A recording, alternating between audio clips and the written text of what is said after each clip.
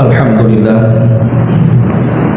wassalatu wassalamu ala rasulillah wa ala alihi wa sahbihi wa mawalah wa la hawla wa la quwata illa billahi wa ba'd. Alhamdulillah, segala puja dan puji hanya milik Allah subhanahu wa ta'ala. Salawat dan juga salam kita hadiahkan kepada Rasul kita Nabi besar Muhammad sallallahu alaihi wa ala alihi wasallam. Malam ini kembali kita bisa duduk untuk bertalabul ilmi di Musalla Babus Salam. Tentu sebuah nikmat Allah subhanahu wa ta'ala apabila kita memiliki kesempatan untuk duduk di majlis ilmu. Karena Nabi sallallahu alaihi wasallam bersabda dalam sebuah hadis tentang keutamaan orang yang duduk di majlis ilmu itu sama halnya duduk di taman-taman surga. Bahkan semata-mata duduk di majlis ilmu itu sudah bisa menggugurkan dosa. Makanya Nabi SAW apabila selesai menyampaikan ilmu di tengah-tengah para sahabat, kemudian para sahabat hendak pulang, maka Rasul mengatakan, "Qumu maghfuran lakum." Berdirilah kalian karena dosa-dosa kalian sudah diampuni dan keburukan kalian sudah diganti dengan kebaikan. Dan ini sebuah keistimewaan yang luar biasa. Terkadang kita membaca istighfar malas, tapi dengan duduk di majlis ilmu sudah bisa menggugurkan dosa. Kajian di malam hari ini sebagaimana yang diminta, kita akan membahas tanda dari tanda-tanda kiamat besar. Sebenarnya pembagian tentang tanda-tanda kiamat itu ada tanda-tanda kiamat kecil dan tanda-tanda kiamat besar. Pembagian ini bukan dari Nabi. Nabi tidak pernah membagi bahwa ada tanda kiamat kecil, ada tanda kiamat besar. Biasanya kalau Nabi SAW bersabda tentang tanda-tanda kiamat, Rasul hanya menyebutkan bahwa ini adalah tanda-tanda kiamat. Lalu kenapa muncul ada pembagian? Sehingga ada namanya tanda-tanda kiamat kecil dan ada tanda-tanda kiamat besar. Lah yang membagi ini tanda kiamat kecil dan besar itu hanyalah para ulama. Kenapa para ulama membagi? Untuk memudahkan belajar, supaya ketika kita mempelajari tanda-tanda kiamat ini mudah kita pelajari dengan adanya rincian-rincian ulama. Ma'asyiral muslimin yang dimuliakan Allah subhanahu wa ta'ala, lah di antara tanda-tanda kiamat besar adalah munculnya satu makhluk yang disebut dengan Ya'juj wa Ma'juj. Siapa Ya'juj dan Ma'juj? Sejak kapan Ya'juj dan Ma'juj ini ada? Kemudian di mana mereka sekarang? Dan kapan keluar? Dan kalau seandainya keluar, apa yang dilakukannya? Dan bagaimana kematiannya? Inilah yang kita akan bahas 1 jam ke depan.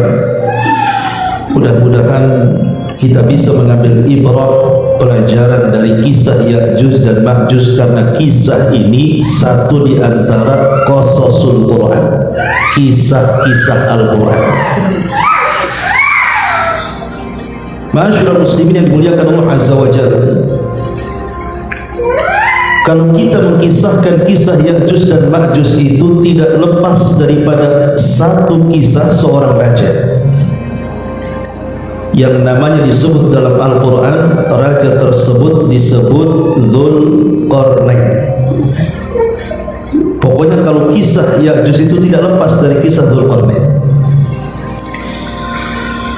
Al-Imam Ibnu Katsir rahimahullah ta'ala menukilkan riwayat dari Imam Mujahid, seorang ahli tafsir. Apa kata Imam Mujahid? Malikul ardi masyriqaha wa maghribaha arba'atu nafarin. Bahwa ada penguasa-penguasa dunia, maksudnya penguasa yang sebagian dunia dikuasainya, itu ada 4 raja, 4 penguasa. Kemudian Imam Mujahid mengatakan mu'minani wa kafirah, 2 mukmin dan 2 kafir. Adapun yang mukmin, kata beliau, adalah Nabi Allah Sulaiman ibnu Dawud. Adapun yang kedua Dzulqarnain. Kemudian yang kafir keduanya, pertama Bukhtun Nasr. Bukhtun Nasr Raja Babil yang pernah menghancurkan Palestina dan membantai orang-orang Yahudi di zamannya. Dan yang kedua Namrud ibnu Kan'an. Ma'ruf Namrud. Kalau cerita kisah Namrud berarti cerita kisah Nabi Ibrahim. Nah, di sini kita tahu bahwa posisi seorang raja yang bernama Dzulqarnain ini ada seorang raja yang pernah menguasai dunia. Lalu di zaman siapa Dzulqarnain ini diutus dan menjadi raja? Dalam Fatwa Nur al-Darbi, Al-Imam Ibn Utsaimin rahimahullahu ta'ala pernah ditanya soal Dzulqarnain. Maka kata Imam Ibn Utsaimin rahimahullah ta'ala, dia mengatakan bahwa Dzulqarnain itu hidup di masa Nabiullah Ibrahim. Bahkan dia pernah haji bersama Ibrahim dan juga putranya Ismail. Dan Ibrahimlah yang menjadikan sebab Dzulqarnain itu masuk Islam. Yang memberikan hidayah kepada Dzulqarnain itu adalah Nabiullah Ibrahim. Nah, sejak itulah Dzulqarnain berpemahaman seperti pemahaman Nabi Ibrahim, mendakwahkan dakwah tauhid ke ujung barat, timur dan selatan, sebagaimana disebutkan dalam surah Al-Kahfi. Ma'asyiral muslimin yang dimuliakan Allah Azza wa Jalla, baik kita baca ayatnya yang berkenaan dengan kisah Dzulqarnain dan juga Ya'juj wa Ma'juj, baru kita jelaskan kisahnya.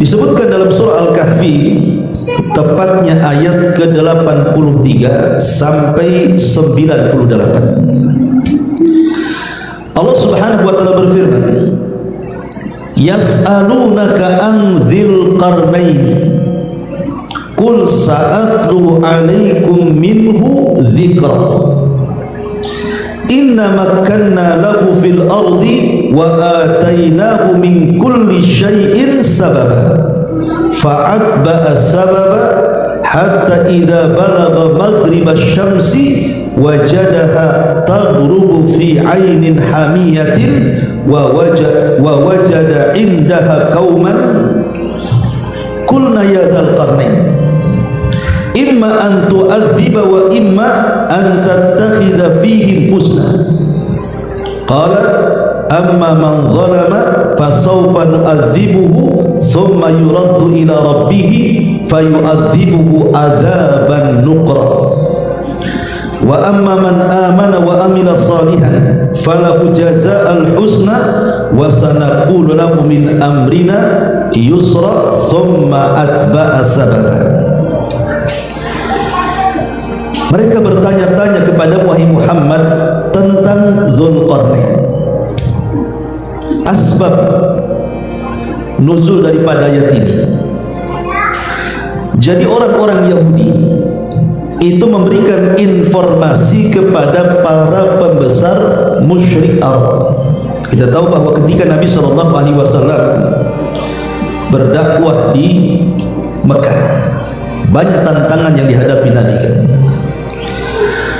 Nah, salah satunya adalah Nabi SAW dihadapkan dengan orang-orang Quraisy. Lah, orang-orang Quraisy ini kan sedemikian rupa menghalang-halangi dakwah Nabi SAW, termasuk juga mengorek-ngorek informasi tentang Nabi. Dengan cara apa? Dengan cara mengutus pembesar mereka untuk bertanya kepada orang-orang Yahudi yang ada di Madinah. karena orang-orang Yahudi itu dianggap orang-orang cerdas. Maka oleh orang-orang Yahudi diajarkan beberapa soal. Coba tanya kepada orang yang ngaku Nabi di Mekah itu, maksudnya Rasul, tentang 3 soalan. Kalau dia sanggup menjawab, berarti dia seorang Nabi. Tapi kalau dia tidak bisa menjawab, dustakan kenabiannya. 3 soalan itu. Pertama, tanyakan kepada dia tentang sekelompok anak muda yang terjerembab dalam sebuah gua yang kisahnya sangat menakjubkan. Ceritakan mereka. Kemudian yang kedua, soal raja yang berkeliling dunia ke arah timur dan barat, yang mengajak manusia kepada tauhid, bagaimana kabarnya? Kemudian yang ketiga, tanya kepada dia soal apa itu ruh. Kemudian orang-orang Yahudi pun memberikan kunci jawabannya kepada para pembesar musyrik Arab itu. Pulanglah para pembesar Quraisy ini ke Mekah. Kemudian menemui Nabi SAW. Kemudian mereka menjanjikan kepada Rasul, kalau bisa menjawab 3 soalan berarti engkau Nabi dan kami akan beriman, katanya. Tapi kalau engkau tidak bisa menjawab, berarti engkau bukan seorang Nabi dan kami akan mendustakan kenabian. Saking senangnya Rasul, kalau bisa menjawab 3 soalan itu, mereka akan beriman. Nabi pun mengatakan, baik, saya akan jawab pertanyaan kalian. Dan Rasul lupa mengucapkan insya Allah. Harusnya Rasul mengucapkan insya Allah. Kemudian soalan-soalan tadi diberikan kepada Nabi SAW. Kata Rasul, baik, besok jawabannya. Maksudnya besok jawabannya karena Nabi SAW tidak mungkin menjawab kecuali dengan wahyu. Tak mungkin Rasul asal jawab. Ketika keesokan harinya Rasul tidak dapat jawaban karena Jibril tidak turun. Itulah bahayanya orang kalau tidak mengucapkan insya Allah. Nabi saja bisa bermasalah tuh. Makanya kita kalau menjanjikan sesuatu itu katakan insya Allah, jangan iya atau tidak. Karena namanya sebuah peristiwa itu tidak lepas dari kehendak Allah. Hari kedua Jibril pun tidak turun sampai hari ke-14. Jibril juga tidak turun. Maka orang-orang Quraisy ini makin yakin bahwa dia adalah nabi palsu. Kalau dia seorang nabi kan punya jawaban. Maka sesaklah dada Nabi SAW. Maka tepat di hari ke-15 Jibril baru turun memberitahu jawabannya. Kemudian Nabi SAW senang. Akhirnya Rasul pun menghadap orang-orang musyrik yang bertanya kepadanya. Dari sini turun surah Al-Kahfi di sini. Kemudian Allah katakan, wa yas'alunaka an dzil qarnain. Mereka bertanya-tanya kepada Muhammad tentang siapa Dzulqarnain itu. Katakanlah wahai Muhammad, aku akan bacakan kepadamu cerita tentang Dzulqarnain. Sesungguhnya kami telah memberi kekuasaan kepadanya di muka bumi ini, dan kami telah memberikan kepadanya jalan-jalan untuk mencapai segala keinginannya. Maka dia pun menempuh satu jalan hingga apabila dia telah sampai ke tempat terbenam matahari. Berarti terbenam matahari ke arah mana? Ke arah barat. Perjalanan pertama Dzulqarnain itu ke arah barat. Ingat, satu-satunya raja yang jarang duduk di singgasana itu Dzulqarnain. Sampai menurut riwayat Abdullah bin Abbas radhiyallahu anhu, jadi Dzulqarnain itu melakukan perjalanan dakwah ke barat sampai ke timur sampai ke utara itu selama 500 tahun lamanya. Karena kan umat dulu kan panjang-panjang tuh usianya.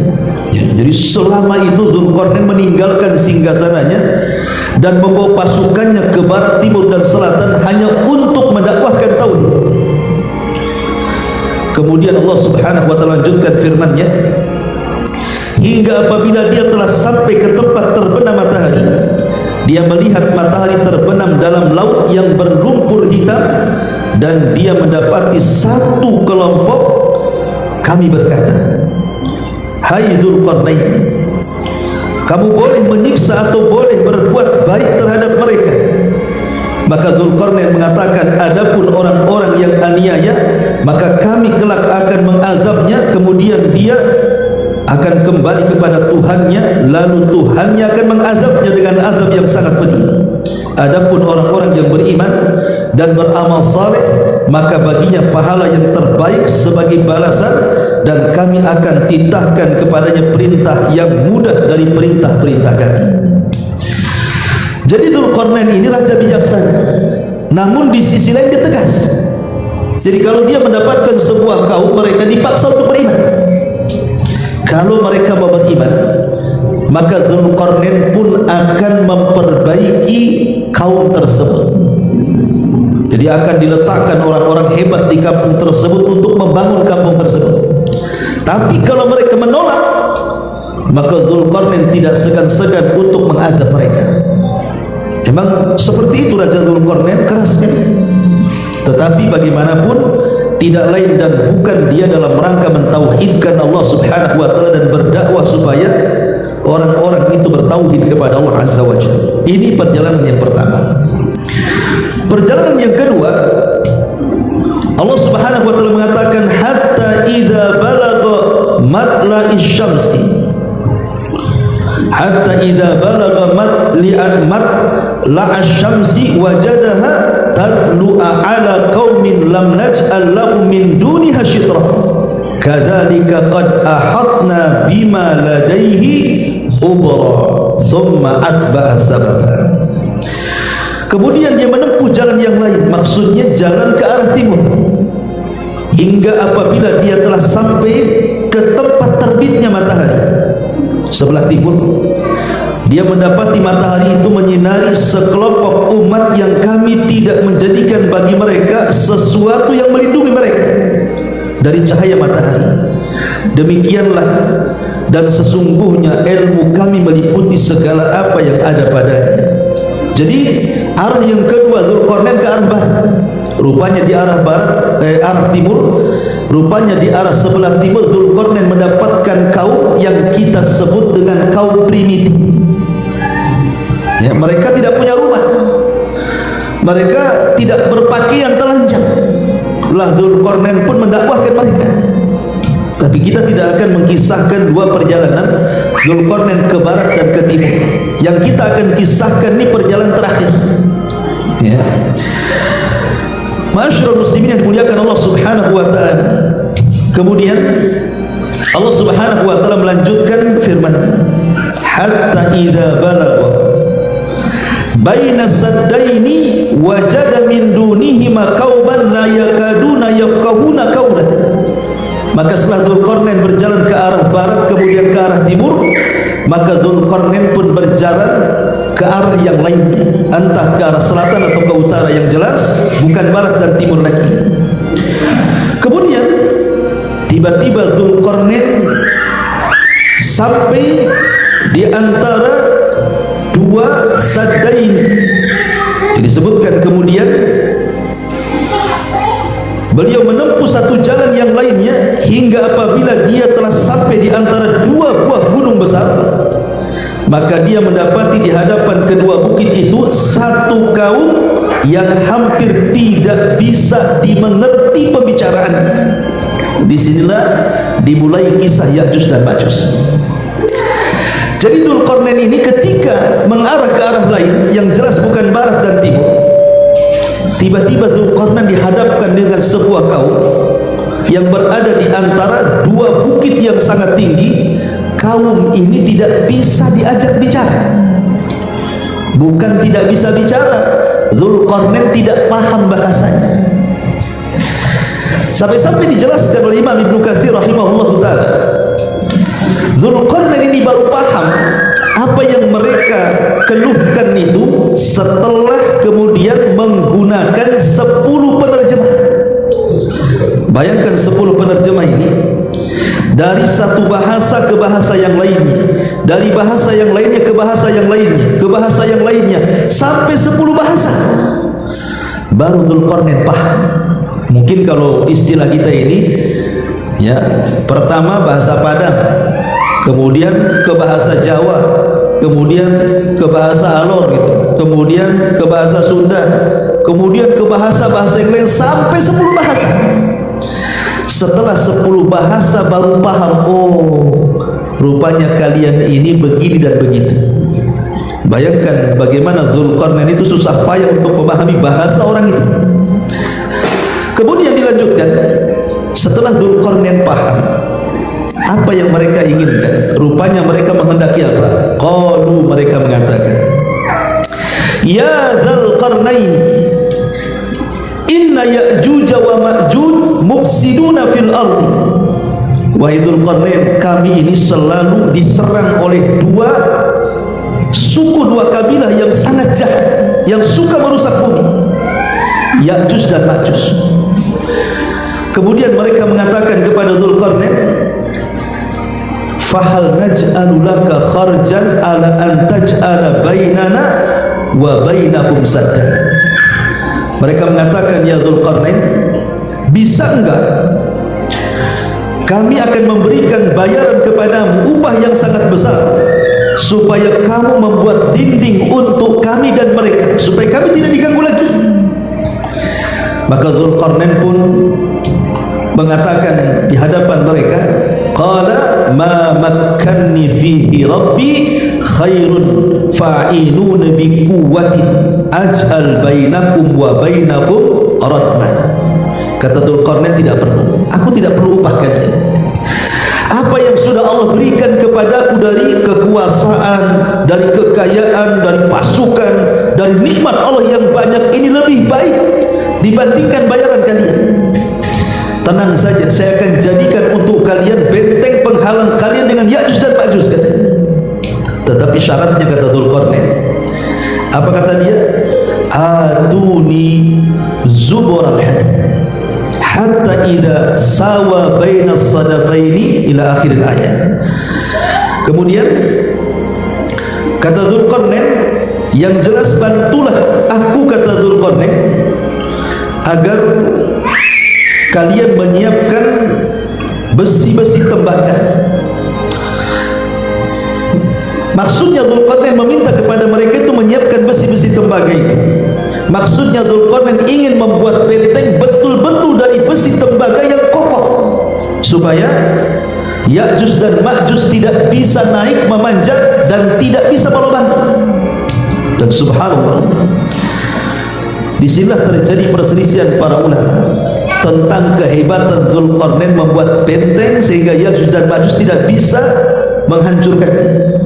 Ini kan sebuah mukjizat namanya. Makanya kemudian para ulama berselisih pendapat tentang siapa Dzulqarnain ini. Apakah dia seorang nabi ataukah dia bukan seorang nabi? Kalau memang dia seorang nabi, berarti mukjizatnya mampu membuat benteng yang tidak bisa dijebol sampai kiamat. Baru Allah izinkan benteng itu dijebol setelah mendekati kiamat, kan? Kalau dia seorang nabi. Kalau dia bukan seorang nabi, berarti itu bentuknya karamah. Karena ada sebuah riwayat Nabi SAW pernah ditanya soal Dzulqarnain ini. Maka Nabi SAW mengatakan, saya tidak tahu. Kata Nabi SAW, ma adri Dzulqarnaini anabiyyun am kana la. Saya tidak tahu, kata Rasul, apakah Dzulqarnain seorang nabi atau bukan. Makanya kemudian para ulama seperti Al-Imam Ibnu Utsaimin dan yang lainnya mengatakan bahwa Dzulqarnain itu bukan seorang nabi, tapi dia rajulun saleh. Dia adalah orang yang soleh, seorang penguasa yang soleh yang diberikan oleh Allah Subhanahu wa taala karamah yang banyak. Salah satunya adalah mampu membuat benteng yang tidak bisa dihancurkan siapapun sampai hari ini. Ya. Ma'asyiral muslimin yang dimuliakan Allah Azza wa Jalla. Lah, dari sini kita tahu bahwa disinilah dimulai kisahnya Ya'juj dan Ma'juj dan berada di balik benteng yang pernah dibuat oleh Dzulqarnain. Lalu siapa Dzulqarnain ini? Ada yang mengatakan bahwa Dzulqarnain adalah Al-Iskandariyah Al-Makdun, katanya. Kalau antum lihat di Google tentang kisah Iskandariyah Al-Makdun, yang pernah menguasai bukan hanya Persia, Romawi aja ditaklukkan dia. Cina dan India di masanya ditaklukkan dia. Bayangkan, India, Cina, Persia, Romawi, luar biasa Iskandari Al-Makduni, seolah-olah menguasai dunia kan. Sehingga sebagian orang menganggap jangan-jangan Dzulqarnain ini adalah Iskandari Al-Makdun yang ada di Mesir. Tapi ulama mengatakan bukan Dzulqarnain sendiri, Iskandaria sendiri. Alasannya satu, masa kekuasaan. Iskandaria ini berkuasa sebelum Isa bin Maryam, 300 tahun sebelum Isa bin Maryam. Adapun Dzulqarnain itu hidup di masa Ibrahim, nggak ketemu, 2000 tahun lebih lewat gitu ya. Secara zaman juga tidak ketemu. Kemudian yang kedua, Dzulqarnain ini seorang muslim, sementara Iskandari Al-Makdun ini seorang kafir. Dialah yang kemudian memiliki wazir menteri namanya Aristoteles, pencetus apa? Filosof Yunan, yang kemudian melahirkan banyak murid filosof seperti Plato yang semacamnya. Ya. Orang kafir dia. Dzulqarnain bukan orang kafir, Dzulqarnain orang Islam, muslim.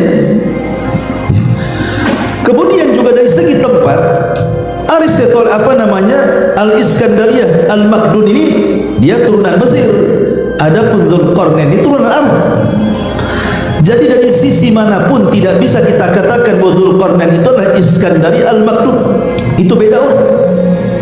Dzulqarnain sendiri, Iskandaria sendiri. Ma'asyiral muslimin yang dimuliakan Allah Subhanahu wa taala. Baik. Kita tidak akan membahas panjang lebar tentang Dzulqarnain. Kita fokus dengan kisah Ya'juj wa Ma'juj saja. Tapi bagaimanapun, kenapa saya singgung kisah Dzulqarnain sedikit, karena akan menyambung kisahnya nanti. Jadi di antara tanda-tanda kiamat besar memang terjadi silang pendapat ikhwan, mana duluan dan mana belakangan. Karena hadis-hadis tentang urutan kiamat besar itu kan banyak. Ada yang asap dulu, ada yang dajjal dulu, macam-macam lah. Sehingga kita tidak bisa memastikan urutan tentang tanda-tanda kiamat besar. Tapi saya mengambil pendapat yang dikuatkan oleh Al-Imam At-Tayyibi, yang dinukilkan oleh Al-Hafidz Ibnu Hajar rahimahullah ta'ala, bahwa tanda-tanda kiamat besar itu dimulai dari keluarnya Dajjal. Dan ingat bahwa fitnah Dajjal ini murni fitnah agama. Jadi Dajjal ini dikeluarkan hanya untuk memfitnah agama. Dan fitnah agama itu fitnah terbesar dalam hidup. Makanya kenapa Nabi SAW sampai berdoa meminta kepada Allah Subhanahu wa ta'ala, la taj'al musibatana fi dinina, ya Allah jangan kau jadikan musibah kami menimpa agama kami. Karena kalau musibah dunia paling tinggi kematian ya, tapi kalau musibah agama ini bisa sampai masuk neraka. Bukan hanya mati di dunia, diazab pula di neraka. Lah Dajjal itu dikeluarkan untuk memfitnah agama. Orang dibuatnya murtad, kemudian disuruh menyembah dirinya. Dajjal ini kan awalnya ngaku nabi, kemudian belakangan ngaku Tuhan.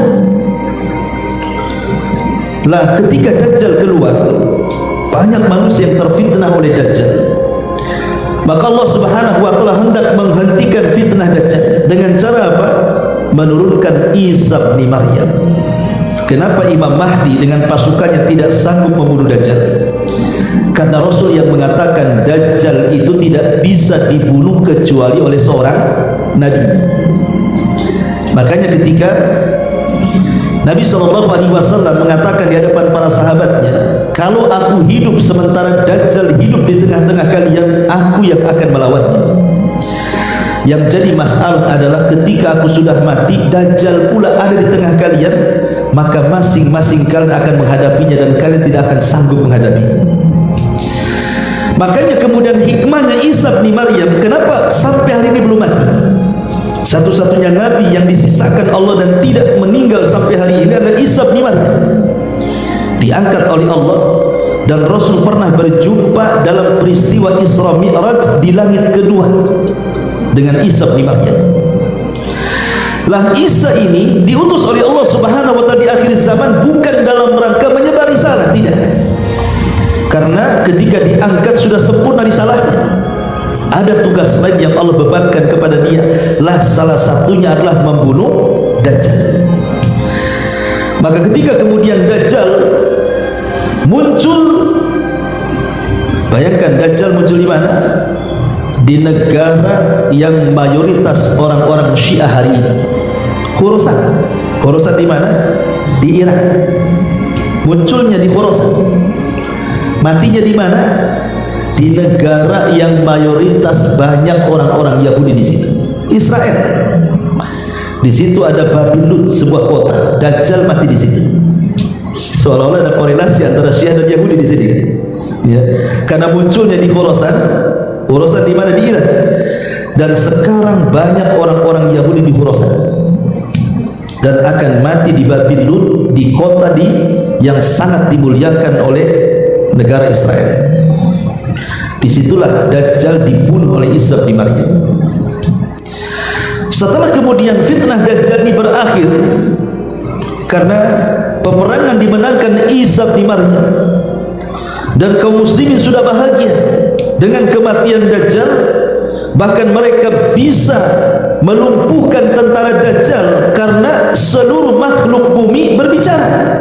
Jadi kalau ada orang kafir Yahudi sembunyi di balik batu itu, batu akan bicara, "Hei muslim, bunuh nih orang kafir, dia ada di belakang saya," katanya.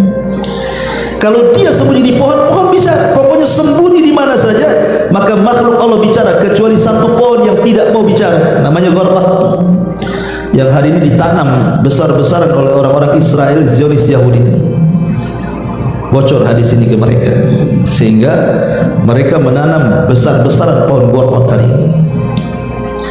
Nah, setelah Dajjal meninggal, tidak lama kemudian kaum muslimin diuji lagi oleh Allah Subhanahu wa taala. Tiba-tiba benteng Ya'juj wa Ma'juj jebol. Sebenarnya dalam sebuah hadis Nabi sallallahu alaihi wasallam bersabda, diriwayatkan dari Zainab bintu Jahsh. Jadi satu hari Nabi sallallahu alaihi wasallam di waktu fajar itu pernah kaget, terperanjat.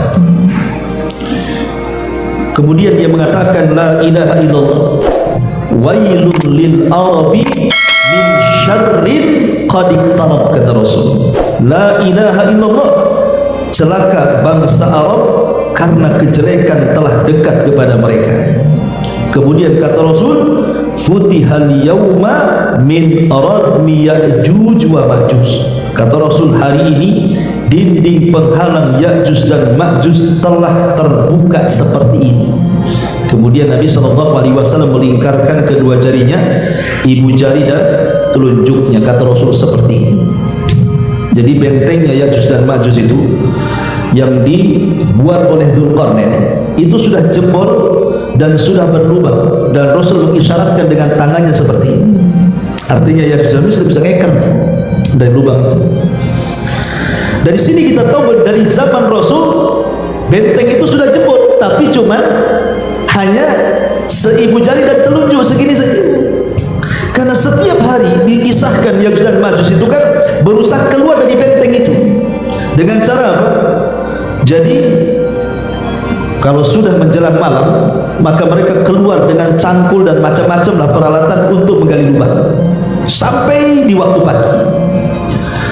Ketika terbit matahari, mereka ketakutan. Kemudian pembesar mereka mengatakan, "Ghadan nahfir," sekarang kita tinggalkan, besok kita gali lagi. Maka kemudian setelah besoknya hendak menggali bekas galian mereka, tiba-tiba tertutup kembali atas izin Allah Subhanahu wa taala. Jadi setiap mereka menggali lubang, keesokan harinya tertutup lagi, seolah-olah sia-sia. Tapi di zaman Nabi SAW mereka berhasil melubangi benteng itu walaupun hanya seibu jari dan telunjuk seperti ini.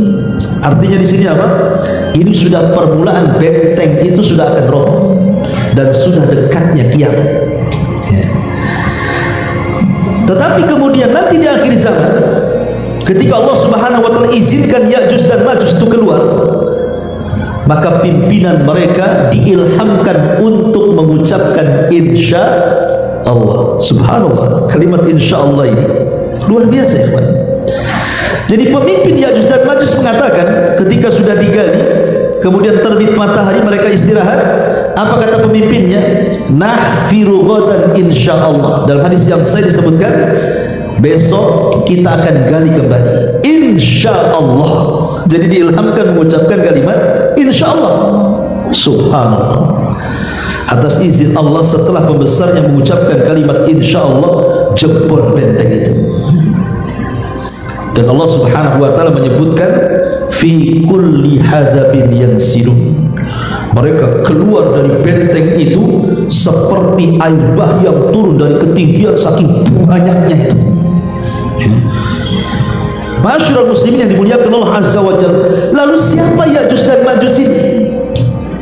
Imam Ibnu Katsir menyebutkan dalam kitabnya Bidayah wa Nihayah, ada yang mengatakan bahwa Ya'juj dan Ma'juj itu manusia sama dengan kita, cuman dia satu bapak dengan kita, lain ibu.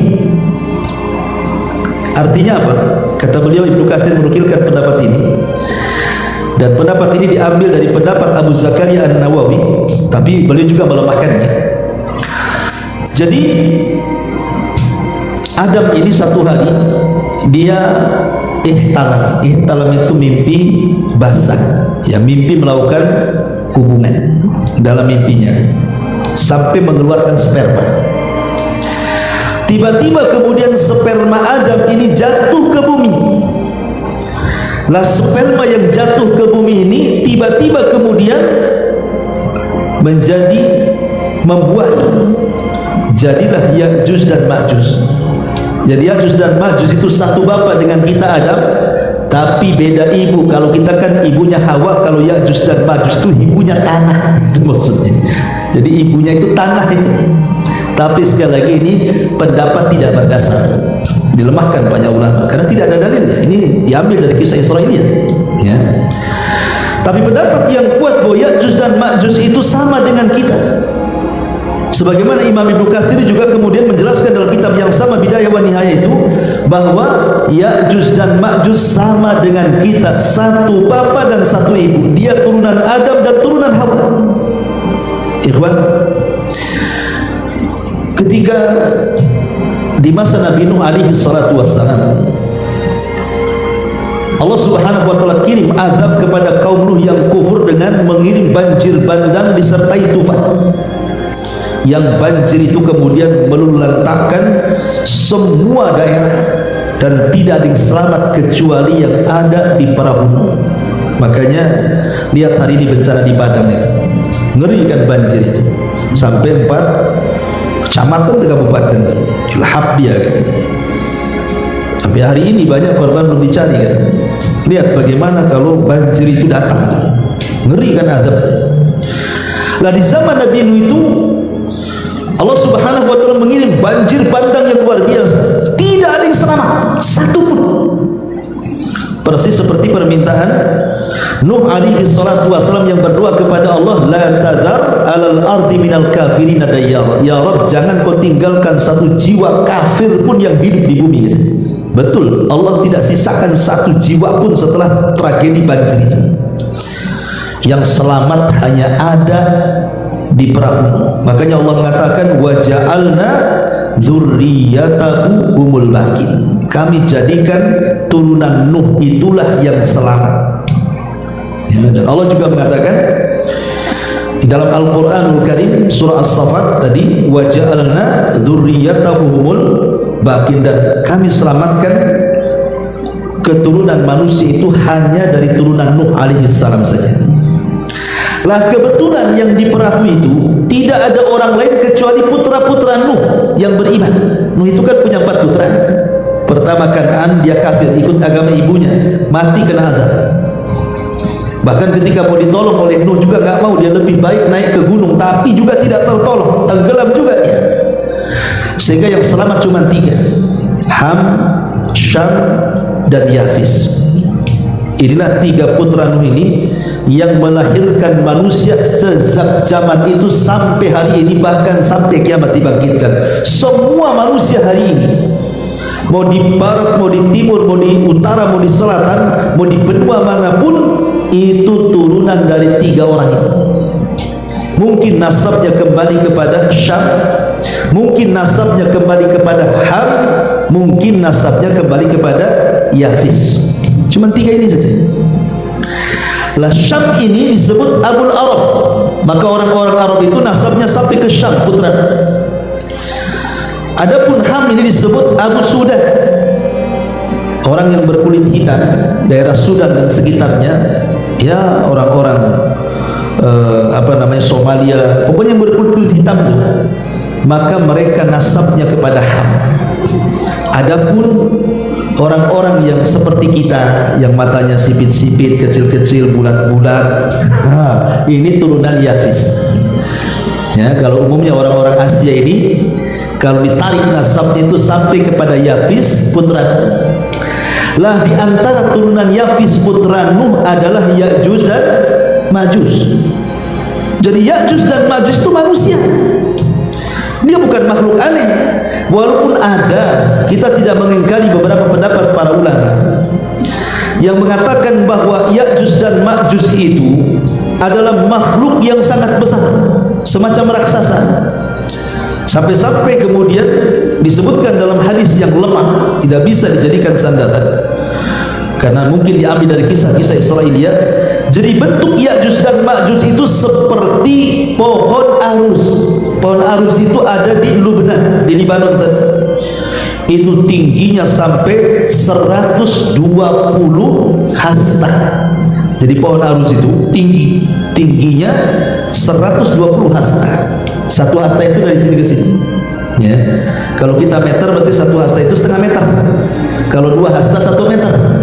Berarti kalau seandainya 120 hasta berarti 60 meter.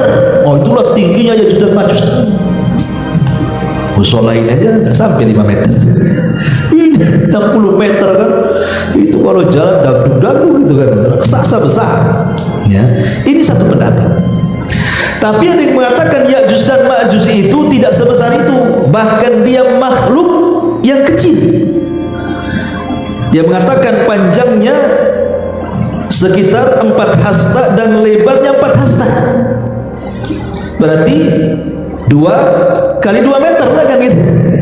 Jadi tingginya 2 meter segini, lebar badannya 2 meter, kotak jadi kan itu.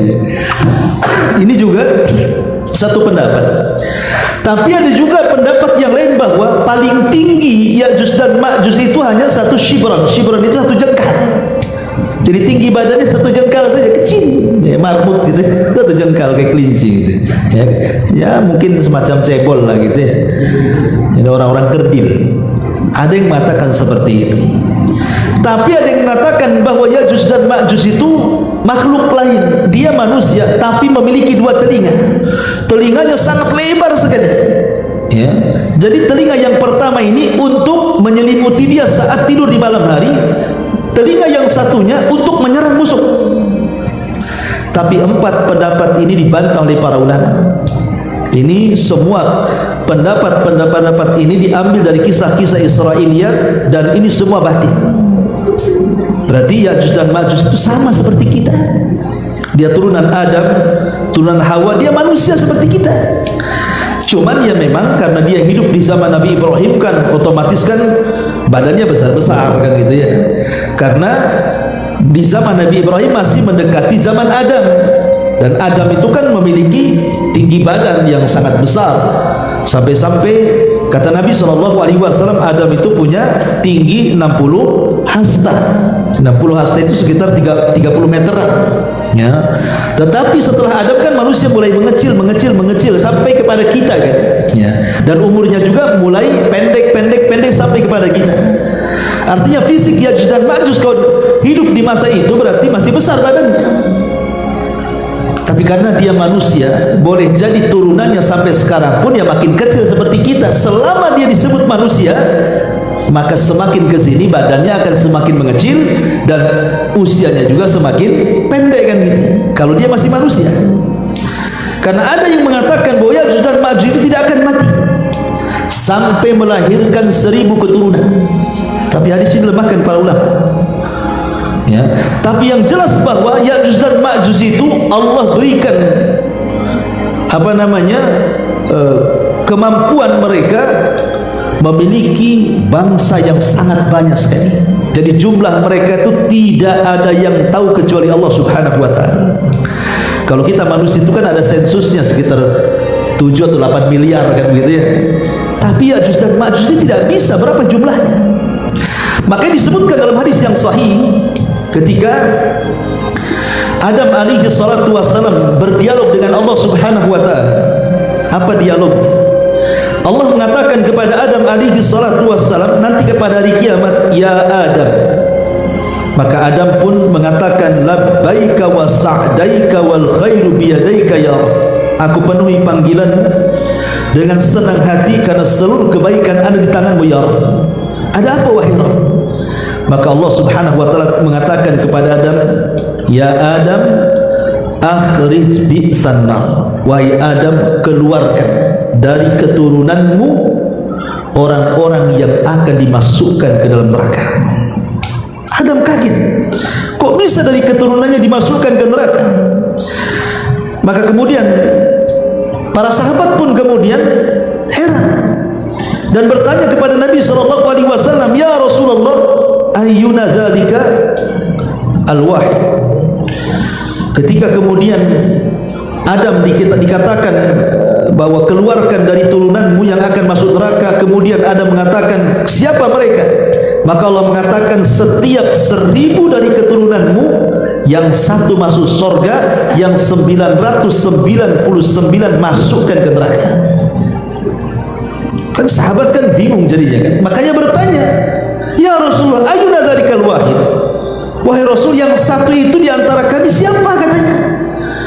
Maka Nabi SAW mengatakan, abshiru fa inna minkum wahidan wa min Ya'juj wa Ma'juj alfan.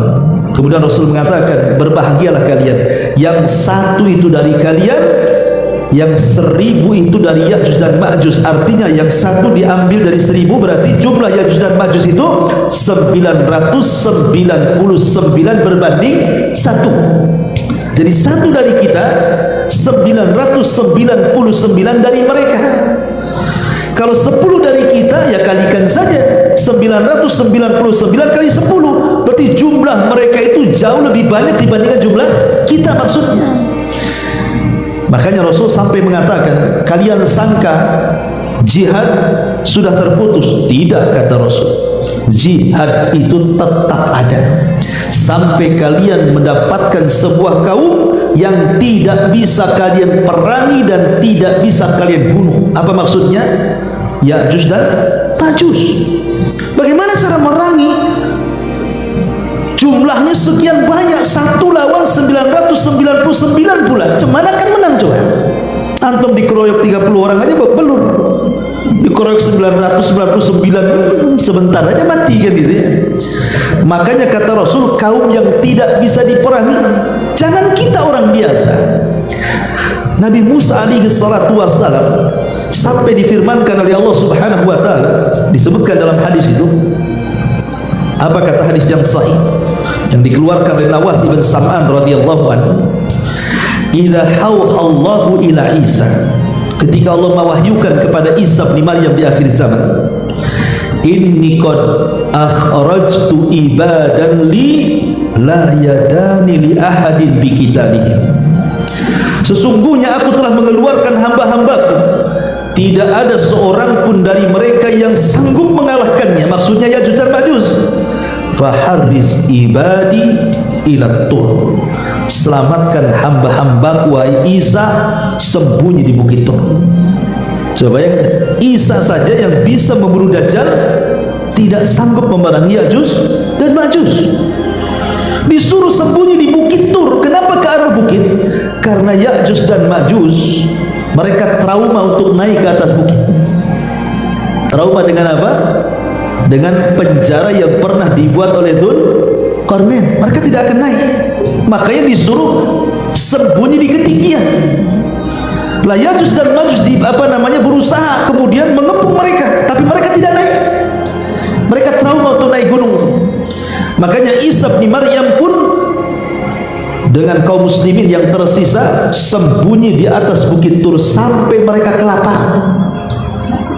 Sampai dikisahkan dalam hadis yang sahih, kepala kerbau itu lebih berharga dibandingkan dirham dan dinar, saking kelaparannya. Ya. Masyaallah muslimin yang dimuliakan Allah Subhanahu wa taala. Lah Ya'juj dan Ma'juj itu dikenal sebagai umat yang sangat sombong, ikhwan. Sangat bengis, sangat jahat, dan dia umat perusak. Sampai-sampai dikisahkan oleh banyak para ulama ketika beristinbat dengan ayat dan hadis-hadis yang sahih. Jadi kerusakan Ya'juj dan Ma'juj itu apabila dikeluarkan oleh Allah Subhanahu wa taala, dia akan merusak segalanya, merusak alam, akan menghancurkan apapun yang ada di depannya. Sampai kelompok yang pertama, jadi ketika benteng Ya'juj dan Ma'juj itu jebol, maka yang pertama kali mereka keluar, mereka melewati Danau Tiberias. Danau Tiberias, Buhairah, ya. Ma'ruf danau itu kan sekarang kan berbentuk sungai, banyak airnya, ya. Banyak airnya Danau Tiberias itu. Lah ketika Ya'juj dan Ma'juj sampai di danau itu, maka mereka minum semuanya sampai kering. Bayangkan, danau sebesar itu sampai kering, sehingga yang terakhir datang sudah nggak dapat lagi minum di situ. Pokoknya kalau ada bangunan dihancurkannya, kalau ada pohon-pohonan dimakannya, dihancurkannya, kalau ada manusia dibantai, bahkan sebagian para ulama mengatakan bangkai manusia yang dibunuh Ya'juj dan Ma'juj dimakan. Jadi dia manusia kanibal. Naudzubillah. Jadi siapapun yang di luar rasnya akan dihancurkannya. Dan ingat, Ya'juj dan Ma'juj itu kemana-mana karena jumlahnya banyak. Dia menguasai bumi, ya. Sampai-sampai kemudian saking banyaknya mereka dan kehancuran yang luar biasa yang ditimbulkannya, ketika merasa bahwa makhluk bumi dari kalangan manusia sudah dibantainya, mulai mereka congkak dan sombong. Kemudian mereka menatap langit dan mengatakan, qatalna man fil ardi sanaktuluhu man fis sama. Kata, kami sudah membunuh orang-orang yang di bumi, sekarang yang di langit ku bantai juga, ya. Coba sombong.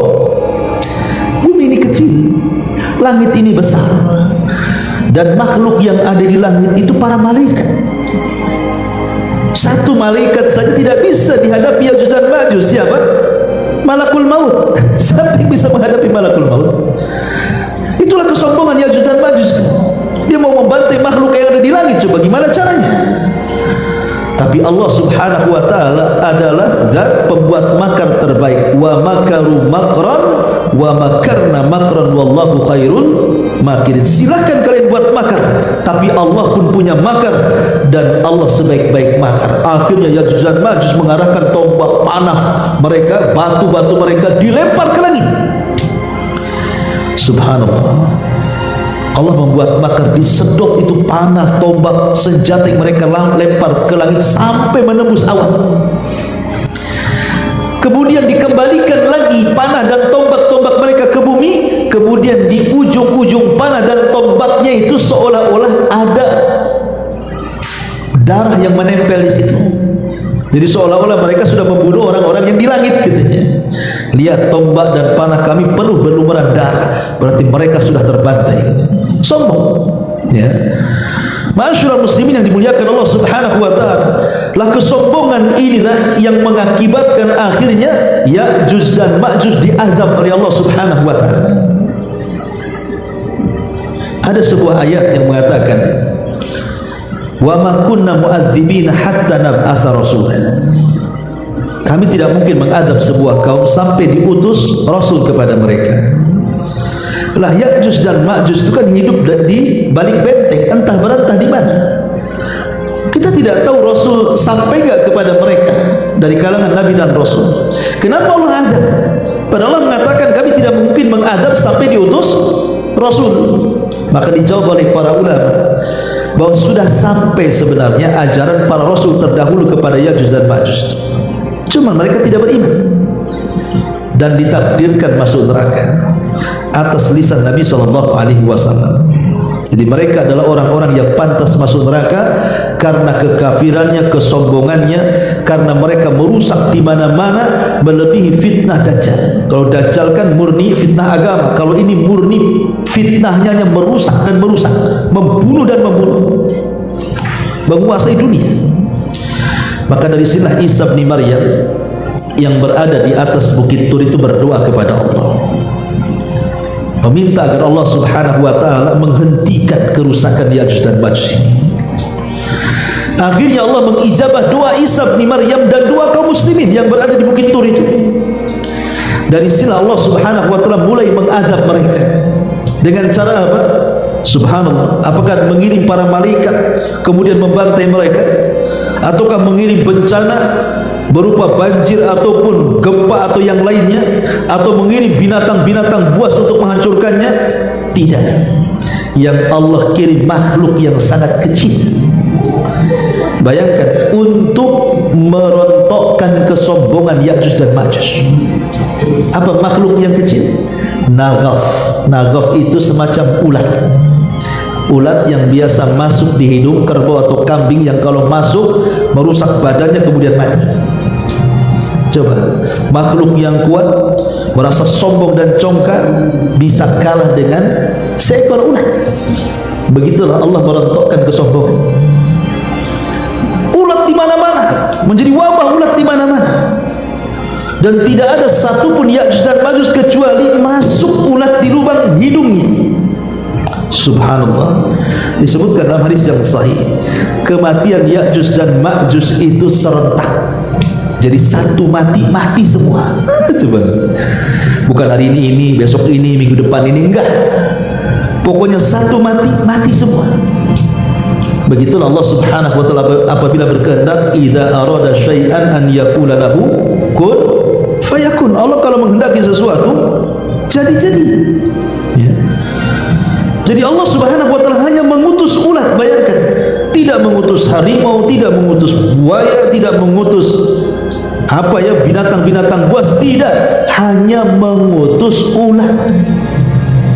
Sama ketika kalau kita berkisah tentang kisah tentang Saba, negeri Saba, yang dalam Al-Quran dikisahkan Saba itu seperti surga di zamannya. Negeri Saba itu yang ada di Yaman, dihancurkan oleh Allah Subhanahu wa taala dengan apa? Dengan tikus. Jadi Allah kirim tikus untuk merusak bendungan. Tapi tikusnya besar, sebesar kucing. Ya, mungkin tikus got lah ya. Dan zaman dulu kan bendungan bukan kayak sekarang, pakai semen, pakai batu. Kalau digerogoti tikus ya hancur lah itu gigi tikus tuh kan itu. Kalau dulu kan buat bendungan kan pakai kayu, ya kan? Habis digerogoti. Namanya bendungan, kalau satu kayu jebol ya jebol semua lah. Kalau sudah ada celah air masuk, mudah itu air itu untuk menjebol bendungan. Jebol bendungan Satma Arib itu, akhirnya melantakkan negeri Saba. Coba yakin, karena kesombongannya Allah kirim tikus. Sama dengan Raja Abraha yang hendak menyerang Ka'bah kan, Allah kirim apa? Burung laut yang disebut dengan ababil. Entah dari mana datangnya tuh, ya. Tiba-tiba menghancurkan Abraha kan. Begitulah Allah Subhanahu wa taala kalau berkehendak hendak menghancurkan kesombongan dari makhluk-makhluk yang congkak itu, tinggal mengirim tentara-tentaranya. Dan tentara Allah ini semua makhluk bisa dijadikan tentaranya. Ya.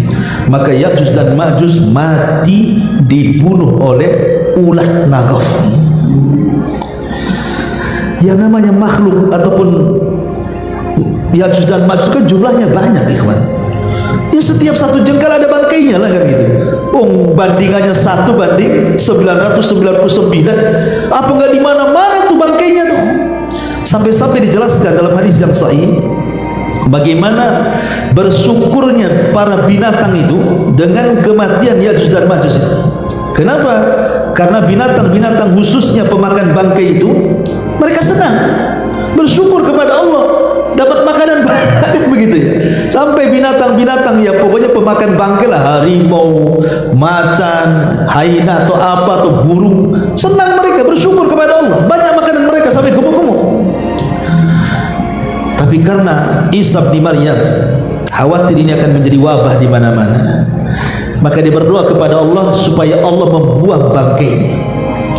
Maka dikirimkan dalam hadis yang sahih burung sebesar unta, kemudian mengambil jasad itu, semua jasad Yajuj dan Majuj yang ada di permukaan bumi daratan itu, entah dibuang ke mana, ke lautan mana, sampai betul-betul bersih. Ya, namanya yang membuang burung, ya sebersih-bersihnya membuang bangkai masih ada sisanya lah. Tidak mungkin gak ada sisanya, entah darahnya, entah kotorannya, entah apanya, kan masih ada sisanya kan. Makanya Isa berdoa kembali agar Allah membersihkan bumi dengan sebesar-besarnya, dengan sebersih-bersihnya. Diturunkanlah hujan yang sangat besar, kemudian banjir di mana-mana. Lah banjir inilah yang membawa sisa-sisa bangkainya Yajuj dan Majuj sampai bumi betul-betul steril. Dari situlah Allah Subhanahu wa taala jadikan bumi itu subur dan makmur, seolah-olah seperti awal diciptakannya. Sampai-sampai dijelaskan pohon delima itu buahnya, ya, itu cangkangnya kalau dibelah 10 orang bisa masuk ke dalam cangkangnya. Sebagian besarnya buah satu buah. Jadi satu buah itu kalau dibelah 10 orang lo bisa masuk ke dalam cangkangnya.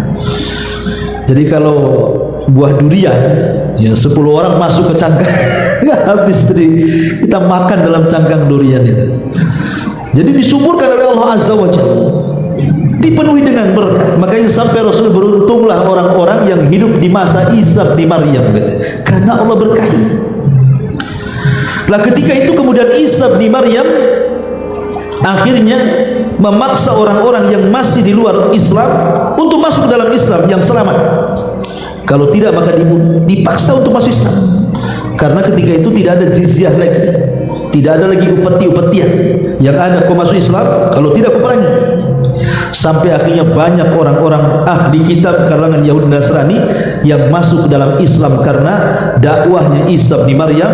Kemudian Isa pun sebelum matinya dia sempat melaksanakan haji. Kemudian setelah melaksanakan haji, ada yang mengatakan 7 tahun setelahnya, maka Isa pun wafat dan dipanggil oleh Allah Subhanahu wa taala. Baru datanglah seorang laki-laki dari Habasyah Ethiopia namanya Dzul Suwaikataini membawa pasukan, kemudian menghancurkan Ka'bah sampai rata dengan tanah setelah kematian Isa bin Maryam. Ma'asyiral muslimin yang dimuliakan Allah Subhanahu wa taala, pertanyaannya, di mana benteng Dzulqarnain itu? Di mana? Ya. Dahulu di zaman Daulah Abbasiyah. Daulah Abbasiyah ini daulah yang berdiri setelah Daulah Bani Umayyah. Dan Daulah Bani Umayyah itu berdiri setelah hilangnya kekhilafaan Ar-Rasyidah. Kan para khulafa Ar-Rasyidin meninggal, baru terbentuk Daulah Umayyah. Runtuhnya Daulah Umayyah, naik Daulah Abbasiyah, kan begitu, sampai terakhir Daulah Utsmaniyah. Nah, di zaman Daulah Abbasiyah itu ada seorang khalifah namanya Al-Wathiq. Al-Wathiq dia bermimpi. Dalam mimpinya dia dikagetkan bahwa benteng Ya'juj dan Ma'juj itu jebol. Itu dia bermimpi, dan itu berkali-kali mimpinya, sehingga membuat kekhawatiran sang khalifah. Dan kisah ini disebutkan oleh Ibnu Katsir dalam kitabnya Bidayah wa Nihayah, itu disebutkan kisah ini. Jadi Khalifah Al-Wathiq ini akhirnya mengutus tentara yang sangat banyak untuk melakukan pencarian di mana benteng Ya'juj dan Ma'juj itu. Dikirim pasukan banyak, ya. Akhirnya pasukan yang dikirim oleh Daulah Abbasiyah ini atas perintah Khalifah Al-Wathiq ini, mereka pun menyebar kemana-mana. Ada yang mengatakan pencarian benteng itu sampai memakan waktu 2 tahun. Jadi selama 2 tahun ini pasukan Khalifah Abbasiyah ini, pasukan Khalifah Al-Wathiq ini mencari kemana-mana. Sampai pada waktunya mereka pun sampai kepada tujuan. Mereka pun sampai kepada tujuan di depan benteng yang pernah dibangun Dzulqarnain. Tapi masalahnya benteng itu tidak bisa dipanjat dan dijaga oleh para prajurit yang ada di dekat situ. Sehingga akhirnya ketika pasukan melihat bahwa benteng itu masih kokoh, masih berdiri tegak dan tidak hancur, tidak seperti mimpi sang khalifah, akhirnya pasukan ini kemudian pulang kembali. Tapi masalahnya Imam Ibnu Katsir ketika menyebutkan kisah ini tidak bersanad, tidak ada sanadnya, hanya disebutkan kisahnya begitu saja, dan tidak disebutkan pasukan Abbasiyah ini sampai di mana, letak benteng itu di mana, ya. Sehingga menjadi polemik para ulama kan. Ada yang mengatakan bahwa benteng itu maksudnya adalah benteng Cina, tembok Cina, karena ketika ada beberapa yang roboh dari tembok Cina itu rupanya ada kandungan bajanya. Berarti sesuai dengan apa yang ada dalam Al-Quran. Berarti kalau yang dimaksud tembok itu tembok Cina, berarti Ya'juj dan Ma'juj itu ya orang Cina. Kan gitu. Tapi pendapat ini dibantah oleh sebagian ulama. Tidak benar, karena benteng Ya'juj dan Ma'juj itu tidak bisa dihancurkan, terbuat dari tembaga. Kalau ini kan terbuat dari bata-batu yang disusun, kalau di rudal saja bisa hancur. Kalau benteng Cina, kalau benteng Ya'juj dan Ma'juj kan tidak bisa dihancurkan kecuali Allah yang berkehendak, kan itu. Berarti tidak benar kalau benteng itu adalah tembok Cina dan Ya'juj dan Ma'juj itu orang Cina. Apalagi banyak juga orang Cina yang muslim sekarang, kan gitu. Ya. Kemudian yang kedua, ada yang mengatakan bahwa dan yang berpendapat seperti ini adalah sebagian orang seperti Sayyid Qutb. Nah, itu mereka memang berpendapat seperti ini. Terus sekali lagi dibantah oleh para ulama bahwa tidak benar kalau tembok Cina itu adalah Ya'juj dan Ma'juj. Tapi ada juga yang mengatakan tentang tembok Ya'juj dan Ma'juj ini. Jadi ada yang mengatakan itu berada dekat dengan daratan Cina, tapi ke arah selatan atau utara, wallahu a'lam. Karena ada yang mengatakan bahwa benteng ini terletak di daerah Armenia, Azerbaijan, yang sekarang mungkin disebut daerah Georgia, dekat-dekat daerah sana lah kan. Tapi kan ini hanya ijtihad para peneliti, ikhwan.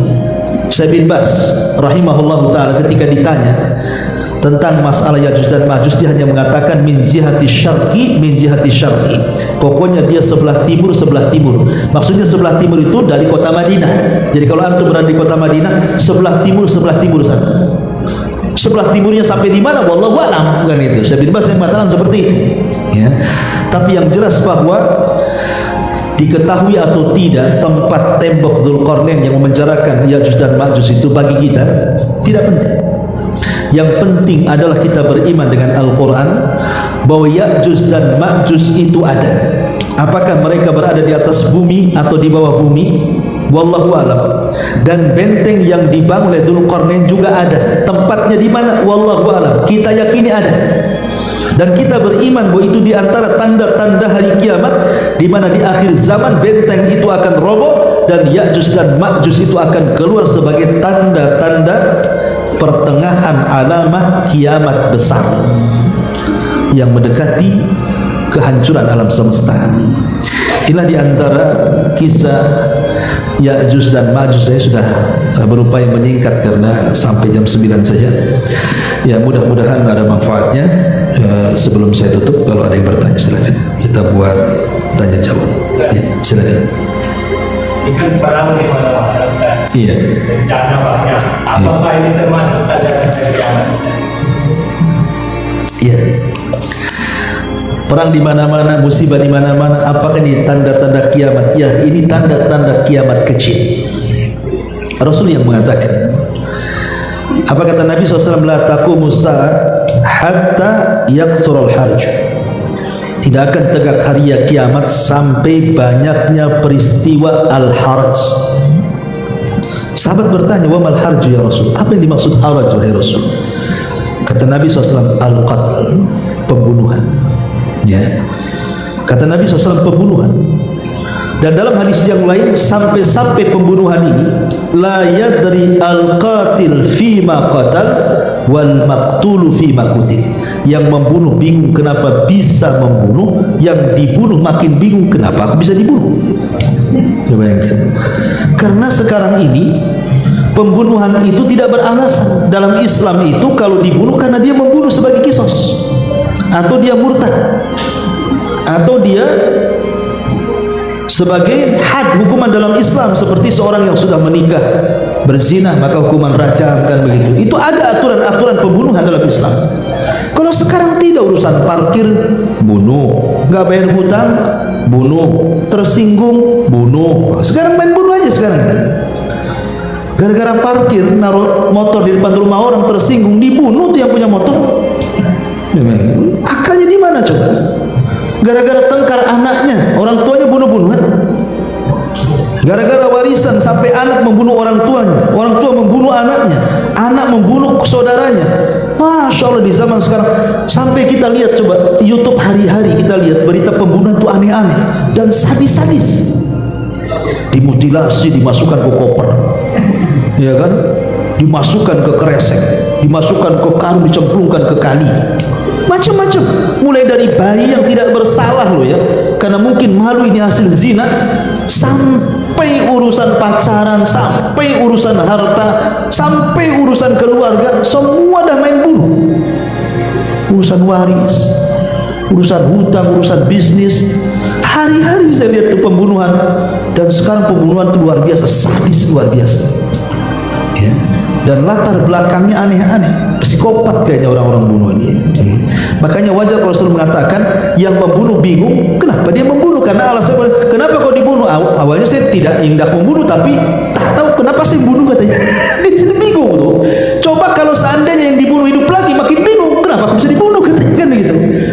Nah, jadi pembunuhan ini entah karena peperangan, entah karena kecelakaan. Kita lihat di jalan raya, hari-hari ada orang mati. Di Batam saja tiap hari ada kecelakaan itu, tabrak tronton mati ya. Kemudian tabrakan motor mati, tabrakan mobil mati, ada yang beruntun, ada yang mati tabrakan mandiri, nggak tabrakan ngantuk nabrak pohon gitu ya, mati juga. Jadi banyak sekali kematian, dan itu alamat kiamat. Jadi kematian diakibatkan karena peperangan dan yang semacamnya ya. Karena dalam hadis yang lain juga kata Nabi SAW, harbun wa harabun, akan terjadi fitnah, peperangan dan pengungsian.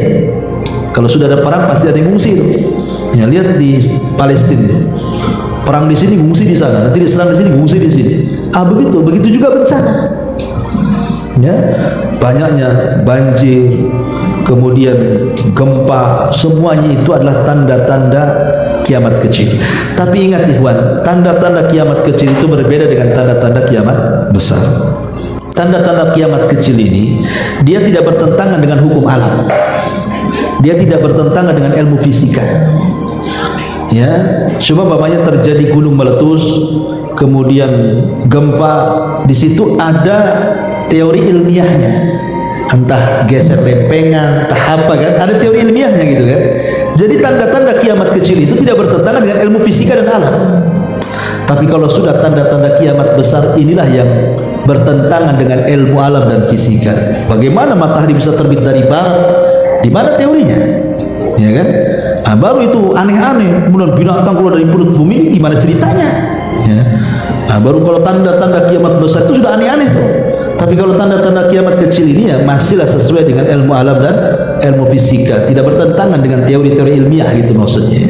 Tetapi penyebab bencana itu sekali lagi karena maksiat, karena ada orang yang mereka menghilangkan teori agama, hanya berpatokan kepada teori dunia.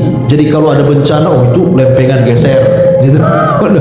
Tanya ke situ saja. Tapi kita yang beragama kan bukan itu. Kenapa bisa lempengan bergeser? Kenapa Allah geser? Ada apa? Nah itu kalau kita kan orang beriman kan bertanya. Dan Allah mengatakan, ma asaba min musibatin illa fabima kasabat aydikum wa ya'fu an katsir. Tidaklah musibah yang menimpa kecuali karena ulah tangan kita. Jadi kalau ada musibah di mana-mana pasti di situ ada maksiat. Makanya Umar sampai mengatakan ketika terjadi gempa di Madinah, apa kata Umar? Kalau sampai gempa datang 2 kali, aku tidak mau satu atap dengan kalian. Pasti kan ada yang bermaksiat, kata Umar. Bayangkan Umar sampai ngomong gitu, ya. Jadi intinya bahwa itu semua adalah tanda-tanda kiamat, tapi itu tanda-tanda kiamat kecil, bukan tanda-tanda kiamat besar. Wallahu a'lam. Ya, sekira cukup, mudah-mudahan ada manfaatnya. Subhanakallahumma bihamdika asyhadu an la ilaha illa anta astaghfiruka wa atubu ilaik. Allahu ta'ala a'lam. Assalamualaikum warahmatullahi wabarakatuh.